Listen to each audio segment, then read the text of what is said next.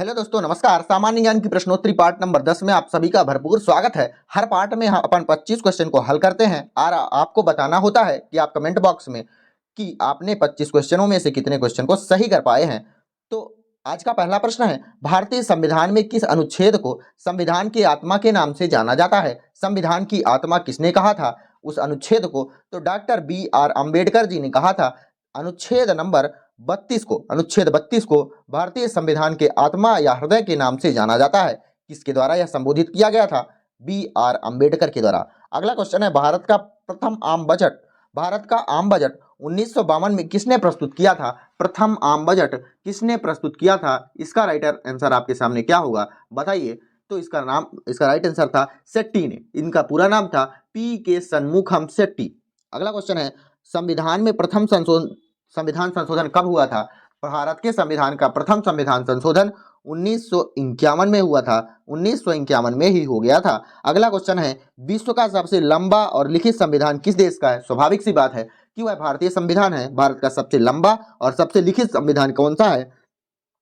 भारत का संविधान। सबसे कठोर संविधान अमेरिका के संविधान को कहा जाता है। सबसे लचीला संविधान ब्रिटेन के संविधान को कहा जाता है। और वह अलिखित संविधान के नाम से जाना जाता है। कौन? ब्रिटेन का संविधान। ऐसा नहीं है कि ब्रिटेन का संविधान लिखा हुआ नहीं है, लेकिन एक बुक है, जैसे भारतीय संविधान की एक बुक है, तो भारतीय संविधान को एक बुक में विस्तारित किया गया है या फिर लिखा गया है। ब्रिटेन में ऐसी कोई एक बुक नहीं है जिसमें पूरी की पूरी संविधान लिखी गई है।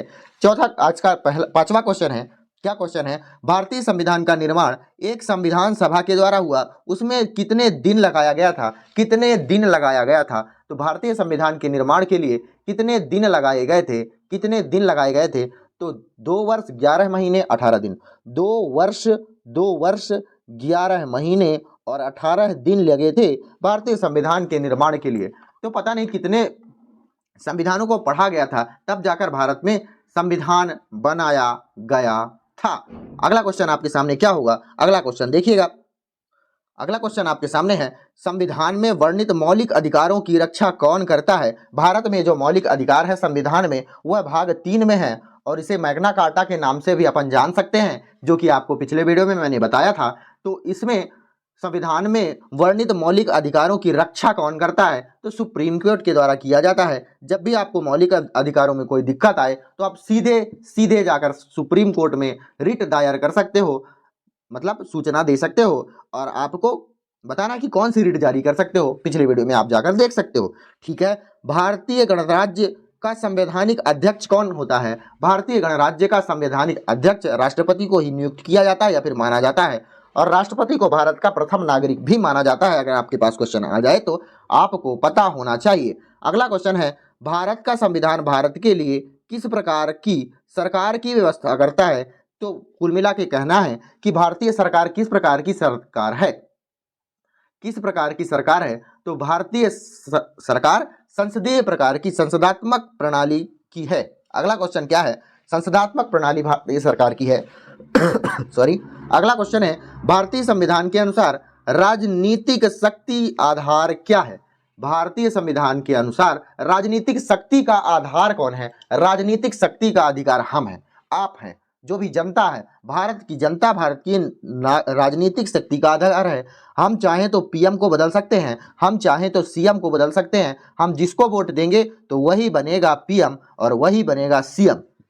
ठीक है, मतलब चलिए ठीक है। अगला क्वेश्चन है, भारत का संविधान भारत के किस रूप में वर्णित करता है? भारत को किस रूप में वर्णित करता है भारत का संविधान? तो भारत एक प्रकार का राज्यों के संघ के रूप में भारत को वर्णित करता है। भारत एक प्रकार का राज्यों का, भारत का संविधान भारत एक प्रकार का राज्यों का संघ के रूप में है। अगला क्वेश्चन है, भारतीय संविधान को कब अंगीकृत किया गया? कब कहा गया कि ये जो कुछ किताब है वह भारत का संविधान है? कब माना गया? इसको माना गया 26 नवंबर 1949 को। कब? 26 नवंबर 1949 को माना गया कि यह भारत का संविधान है। अगला क्वेश्चन है, प्रारूप समिति की अध्यक्ष किसे माना गया है? प्रारूप समिति का अध्यक्ष डॉक्टर भीमराव अंबेडकर जी थे। आपके पास अगला क्वेश्चन है, पंचायती राज प्रणाली पर आधारित है। कौन पंचायती राज प्रणाली पर आधारित है। सत्ता का विकेंद्रीकरण, सत्ता का विकेंद्रीकरण पंचायती राज से प्रभावित होता है या फिर आधारित है, आप इसको मान सकते हैं। तो 13 में से आपके कितने क्वेश्चन सही हुए, आप इसको कमेंट बॉक्स में अंतिम में बताइएगा कि 25 में से कितने क्वेश्चन सही हुए। ठीक है, अगला क्वेश्चन है, भारत में सर्वप्रथम उच्चतम न्यायालय की स्थापना का प्रावधान किस अधिनियम द्वारा किया गया कि भारत में उच्चतम न्यायालय या फिर सुप्रीम कोर्ट होना चाहिए। बताइए कि किस कब किया गया। सर्वप्रथम उच्चतम न्यायालय की स्थापना का प्रावधान कब किया गया और कब बना। रेगुलेटिंग एक्ट 1773 में इसमें क्या किया गया, अधिनियम में यह आया रेगुलेटिंग एक्ट 1773 में, और यह कब बना, सुप्रीम कोर्ट 1774 में बना। कब, कहां बना, कोलकाता में बनाया गया था। अगला क्वेश्चन क्या है आपके सामने, महिलाओं को पंचायतों में आरक्षण भारतीय संविधान के किस संशोधन को करके दिया गया है। भारत में महिलाओं को पंचायतों में आरक्षण दिया जाए, यह किस संविधान संशोधन में कहा गया था। तो 73वां संविधान संशोधन कब, 1992। 73वां संविधान संशोधन कब हुआ था, 1992 में। यह कहा गया कि भारत में महिलाओं को पंचायतों में आरक्षण दिया जाए। अगला क्वेश्चन है, राजभाषा आयोग के प्रथम अध्यक्ष कौन थे। राजभाषा आयोग के, तो बी.जी. खरे राजभाषा आयोग के प्रथम अध्यक्ष थे। और आपको बताना है क्या, कमेंट बॉक्स में, कि भाषा के आधार पर पहला राज्य किसे माना गया, इसका राइट आंसर आपको बताना है। हालांकि पिछले किसी न किसी पार्ट में मैंने इसको कवर किया है, आपको यह बताना है कि भाषा के आधार पर किस राज्य को सबसे पहले बनाया गया। इसका राइट आंसर क्या होगा आपको बताना पड़ेगा। अगला क्वेश्चन आपके सामने है, देश में केवल 2 संघ राज्य क्षेत्र में विधानसभा है। किसमें, 2 में।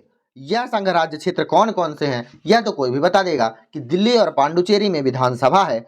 बाकी किसी भी केंद्र शासित प्रदेशों में, किसी भी केंद्र शासित प्रदेश में क्या है, विधानसभा नहीं है, दिल्ली और पांडुचेरी को छोड़कर। अगला क्वेश्चन है, राज्य के स्तर पर मंत्रियों की नियुक्ति कौन करता है। राज्य के स्तर पर राज्यपाल करता है, और केंद्र के स्तर पर मंत्री कौन बनाता है, तो राष्ट्रपति बनाता है। बिल्कुल स्वाभाविक सी बात है, क्योंकि केंद्र का मुखिया राष्ट्रपति को माना जाता है और राज्य का मुखिया राज्यपाल को माना जाता है।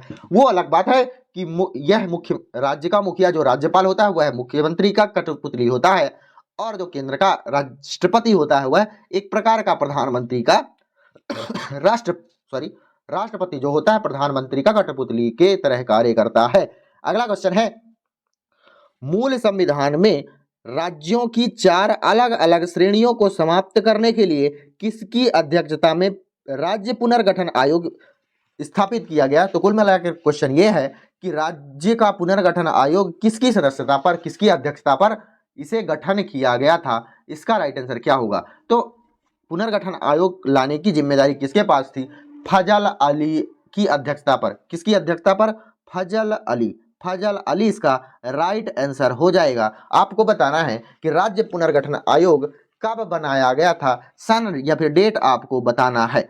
चलिए अगला क्वेश्चन आपके सामने क्या है, राज्यसभा का सर्वप्रथम गठन कब हुआ है। राज्यसभा सबसे पहले कब बनी थी, तो इसका राइट आंसर होगा 3 अप्रैल 1952 को राज्यसभा का सर्वप्रथम गठन हुआ था। कब, 3 अप्रैल 1952 को। अगला क्वेश्चन है, भारतीय संविधान के किस अनुच्छेद को संविधान के आत्मा के रूप में जाना जाता है। पहले हमने आपको बता दिया है 32वां। अगला क्वेश्चन है, गोवा को किस वर्ष राज्य का दर्जा मिला। तो मैं आपको पता होगा कि पुर्तगालियों का सबसे अंतिम में पुर्तगाली गोवा को ही छोड़े थे, तो सबसे अंतिम में इसका क्या हुआ, दर्जा मिला था भारतीय राज्य का। तो इसका राइट आंसर क्या होगा, कब छोड़े थे, 1987 में। सोचिए भारत के आजाद होने के बाद कब तक पुर्तगालियों का इसमें शासन था 1987 में। ठीक है, अगला क्वेश्चन है, भारतीय संविधान का कौन सा अनुच्छेद राज्य सरकारों को ग्राम पंचायतों को संगठित करने का निर्देश देता है। कौन सा अनुच्छेद बोलता है कि राज्य सरकार ग्राम पंचायतों को चलाएंगे। यह अनुच्छेद नंबर 40 बोलता है। यह एक प्रकार का नीति निर्देशक तत्व है। अगला क्वेश्चन आपके सामने है, भारत की स्वतंत्रता के समय भारतीय राष्ट्रीय कांग्रेस के अध्यक्ष कौन थे। भारतीय राष्ट्रीय कांग्रेस के अध्यक्ष कौन थे जब भारत स्वतंत्र होने जा रहा था? 1947 की बात है। इसका राइट आंसर क्या होगा? तो इसका राइट आंसर होगा जे बी कृपलानी। अगला क्वेश्चन है, सदस्य संस्था संख्या के आधार पर भारत की सबसे बड़ी ट्रेड यूनियन कौन सी है? ट्रेड यूनियन के बारे में बात हो रही है। सदस्य संख्या के आधार पर सबसे बड़ी भारत की ट्रेड यूनियन का नाम अगर आपको पता हो तो कमेंट बॉक्स में बताएंगे, और नहीं पता हो तो इसका डिटेल बताएंगे। इंटक भारत की सबसे बड़ी सदस्य संख्या के आधार पर ट्रेड यूनियन है। आपको बताना है कि इंटक किस वर्ष चालू हुई थी। 25 क्वेश्चन यहाँ समाप्त हो गए हैं। अब आपको बताना है कि आपको वीडियो अच्छी लगी या नहीं लगी। अगर आपको वीडियो अच्छी लगी हो तो कमेंट में जितने क्वेश्चन पूछे गए हैं उन सभी का कमेंट करिएगा, और वीडियो के बारे में भी कमेंट कर दीजिएगा कि आपको वीडियो अच्छी लग रही है या नहीं लग रही है। लाइक करिए, कमेंट करिए, शेयर करिए, सब्सक्राइब करिए वीडियो को, चैनल को। धन्यवाद, मिलते हैं अगली